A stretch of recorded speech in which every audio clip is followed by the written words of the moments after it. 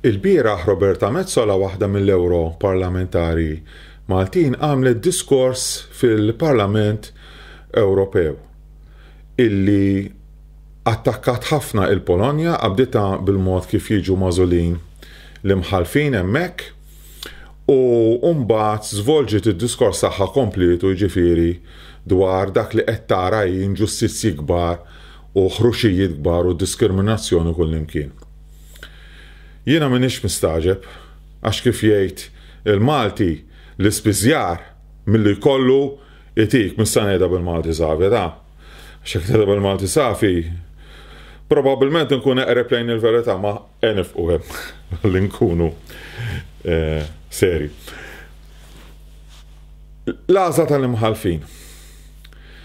Għax ma tilmentax fuq Malta, Malta taf kif sa niġu ħbieb l-għażla tal-imħalfin, veru kif kienet ma kienx perfetta għax jiġu mażulin mill-partiti politiċi.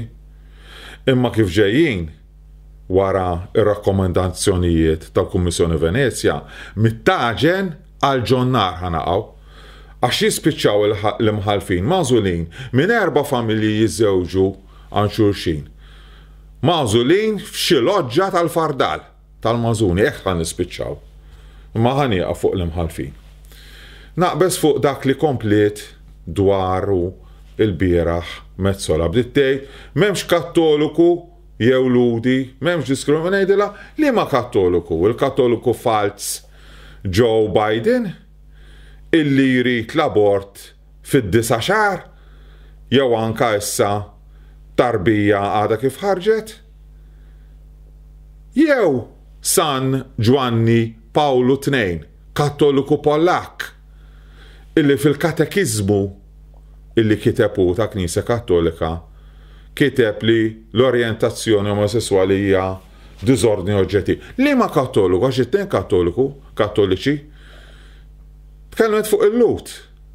Qalet illi m'hemmx għażla bejn insar, ma li maludi, il-lut sekolari ta' Tel Aviv jew il-lut ultra-ortodossi ta' Ġerusalem illi anka huma għamlu lil Ġerusalem LGBT free zone. Għax hekk bdiet tajjarhom lill-Pollakki xaru każa daw għax partit mill-Polonja għamlu LGBT free daw.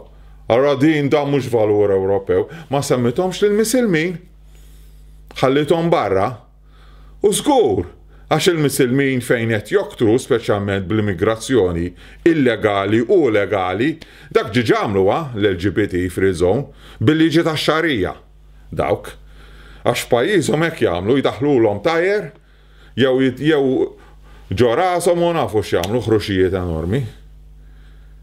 Imma għaliex dan l-attakk feroċi ikraħ fuq l-insara Pollakki, pajjiż kbir ta' qaddisin, il-Kardinal Wyszynski, San Giovanni Paolo II, Sobieski u tant qaddisin oħrajn. Pajjiż fejn hemm is-santwarju tal-Madonna Ċaċessakova. Għaliex dan l-attakk fuq l-insara Pollakki illi weġġak anke jekk m'intix nisrani, anke jekk inti għatu, anke jekk inti bieret, anke jekk inti wieħed minn dawk illi lejn l-qalba tal-Knisja tersaq biss għall-okkażjoni kultant xi funerali jew xi mammudija jew tieġ u kolli weġġak. Inti qed titkellem fuq il-valuri Ewropej.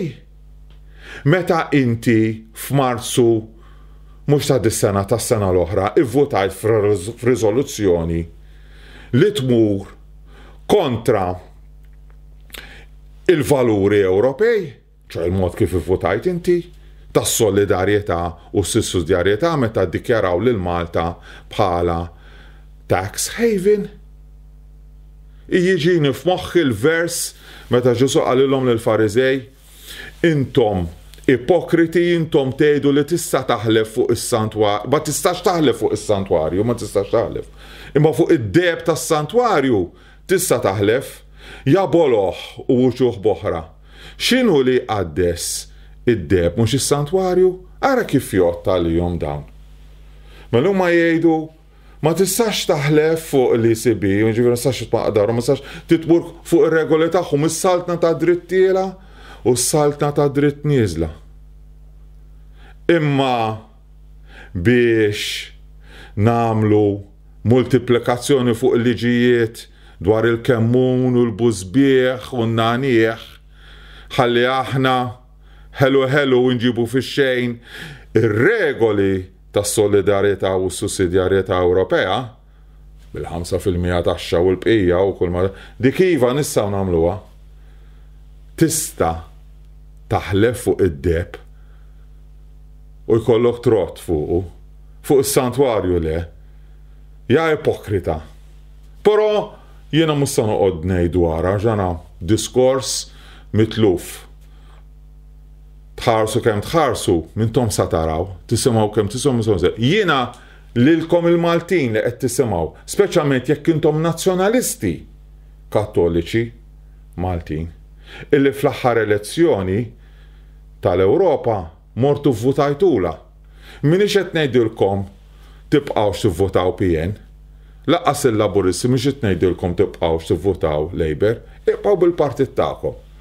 Imma lin-nazzjonalisti Kattoliċi wara dal-attakk tal-bieraħ fuq l-insara Pollakki, tafu x'għandkom tagħmlu, tafu kif huma l-vot Malta, is-sistema tagħna tas-single transferable vote, tivvota n-numru 1 lil dak, in-numru 2 lill-oħra, in-numru 3 lill-ieħor, in-numru u tista' tieqaf hemm. U tista' taqleb anke l-partit u l-vot jgħod. Lil xi ħadd bħal Mezzola li jmur kontra l-valuri insara u kontra l-valuri tal-Vanġelu, kontra l-valuri tal-Papiet, tridu jekk intom insara ta' veru. Jew ittu għal aħħar numru, jew xejn. Għax aħna maħniex insara taċċajt. Taqtawx qalbkom għaw wieħed li jinduna dwar dan it-tradiment li huwa jien u ċert li bħali hemm ħafna. Grazzi tal-li segwejtuni.